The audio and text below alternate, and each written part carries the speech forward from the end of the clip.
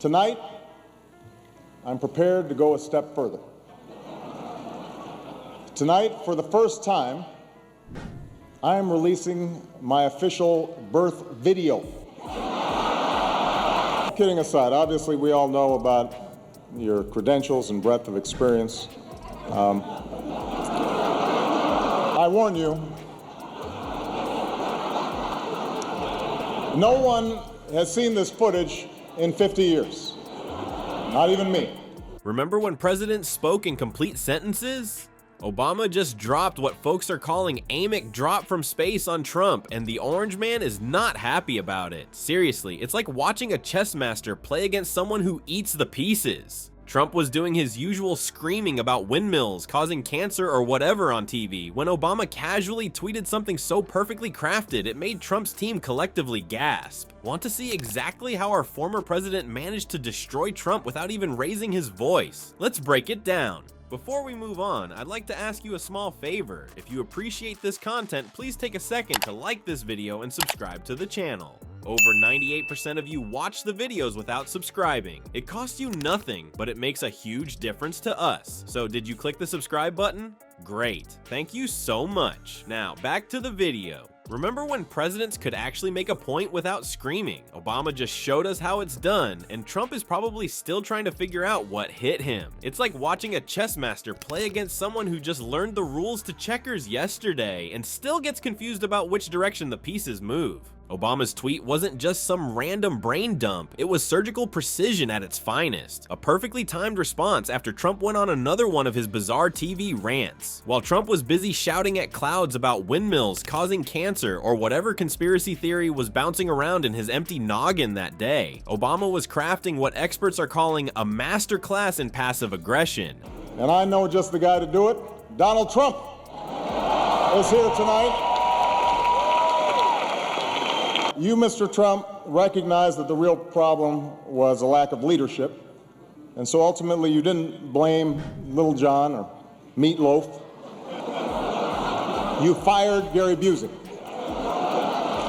Just recently, in an episode of Celebrity Apprentice, at the steakhouse, the men's cooking team did not impress the judges from Omaha Steaks. The beauty of Obama's approach? He didn't need to yell or make up weird kindergarten nicknames like Sleepy This or Crazy That. Instead, he used something completely foreign to Trump's understanding, actual facts and complete sentences. These two elements make Trump's brain short-circuit faster than a toaster taking a bath with your phone charger. The contrast couldn't be more obvious if it wore a neon sign. On one side, you've got Obama calmly explaining how Trump's policies have failed America. On the other side, there's Trump just word vomiting whatever half-baked thought pops into his head, regardless of whether it makes any sense or has any connection to reality. Do you accept that President Obama was born in the United States, is not Muslim? I really don't know. I mean, I don't know. I don't know why he wouldn't release his records.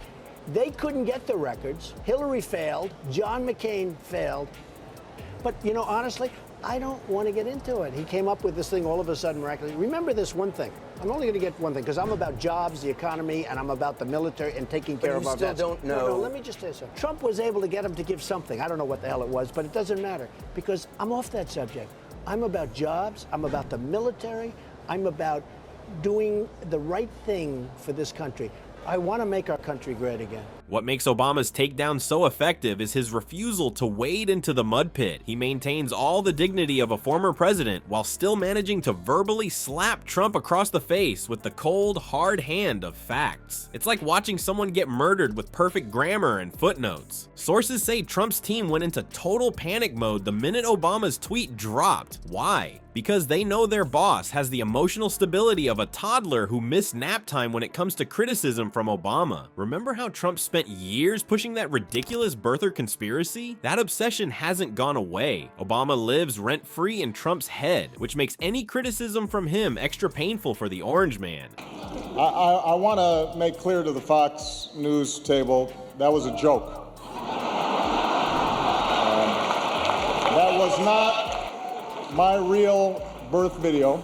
There's a vicious rumor floating around that I think could really hurt Mitt Romney. I heard he passed universal health care when he was governor of Massachusetts. Say what you will about Mr. Trump, he certainly would bring some change to the White House. Let's see what we've got up there. What exactly did Trump do on live TV that triggered Obama's response? He made completely false claims about the economy under his administration versus Obama's, conveniently ignoring the actual data showing Obama inherited a dumpster fire of a recession and handed Trump a growing economy on a silver platter. While Trump was busy rewriting economic history, Obama was demonstrating a skill that's become nearly extinct in modern politics. The real power move isn't about who can yell the loudest, but who can destroy their opponent while barely raising their voice. What makes Obama's responses so effective against Trump? It's his laser-like precision. When Trump goes on camera, it's like watching a human fireworks display. All explosive noise, bright colors, and zero substance. He craves the spotlight like a toddler craves candy. Obama, he waits for the right moment and strikes with surgical accuracy, like a political ninja who spent 8 years in the White House learning exactly where the pressure points are. Trump's communication style is perfectly designed for his MAGA hat-wearing superfans. They eat up his theatrical performances like it's the last bucket of red meat on earth, but that's where his messaging hits a wall. Obama's approach is fundamentally different. He constructs arguments that appeal beyond his base, crafting messages that resonate with independents and even reasonable Republicans. And nothing drives Trump crazier than watching Obama connect with audiences he can't reach. The genius in Obama's communication strategy isn't just about what he says, but how he frames it. He doesn't present himself as attacking Trump personally. He positions himself as defending facts, truth, and American values. This subtle distinction is like political judo, using your opponent's momentum against them. When Trump responds with personal attacks, he looks petty and defensive by comparison. What Obama understands, and Trump never will, is that real authority doesn't come from having the loudest voice in the room. It comes from something Trump can't buy with all his supposed billions: moral standing. Obama earned his through consistent behavior that demonstrates he cares about something beyond himself. That kind of credibility isn't for sale at any price. When Trump's inevitable response came, it followed his predictable playbook: more shouting, more conspiracy theories, and a complete failure to address any substantive point Obama made.